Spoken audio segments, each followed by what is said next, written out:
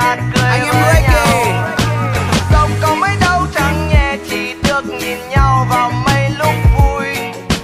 Đời người có khi xuống nơi vực sâu, tỏ ai bàn ai là về. Hôm qua tôi đi chơi club, thấy mấy ông bạn chẳng gặp đã lâu. Ngày xưa anh em thân nhau lắm, cớ sao giờ gặp chỉ còn chào xã giao. Xưa tôi cũng ham vui lắm, ăn chơi đâu cũng thấy mặt tôi. Rồi sau tiền nong tôi sa sút, lâu lắm không thấy anh em rồi. Bạn bè ai lại thế nhờ, sống với nhau còn lâu. Tiệc vào tầm vui là có mặt, hết khúc vui là về.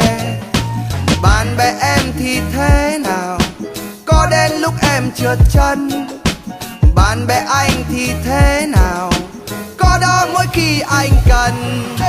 Cứ phải có chút rượu bia mới làm bạn bè mình gần nhau hơn. Cứ phải có chút cần xa mới làm bạn bè ta cười với nhau. Sống có mấy đâu chẳng nhẹ, chỉ được nhìn nhau vào mấy lúc vui. Đời người có khi xuống nơi vực sâu, tỏ ai bạn ai là về. Hôm nay anh em tôi uống, lúc say vào thường là thật với nhau. Đời ta đôi khi như đi hát, phải lúc nào cũng được trơn tru. Đôi khi ta quên lời, đôi khi ta lệch tông. Bè ta trốn trong cành gà, còn bạn ta sẽ ra hát cùng. Bạn bè ta phải thế nhờ, sống với nhau còn lâu. Tiệc vào tầm vui là có mặt, hết gái ở lại dọn cùng. Bạn bè em thế nào, có đến lúc em trượt chân.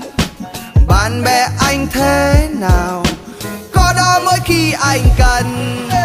Cứ phải có chút rượu bia mới làm bạn bè mình gần nhau hơn. Cứ phải có chút gần xa mới làm bạn bè ta cười với nhau. Sống có mấy đâu chẳng nhẹ, chỉ được nhìn nhau vào mấy lúc vui. Đời người có khi xuống nơi vực sâu, tỏ ai bạn ai là về. Yeah, yeah, yeah. Yeah, yeah, yeah.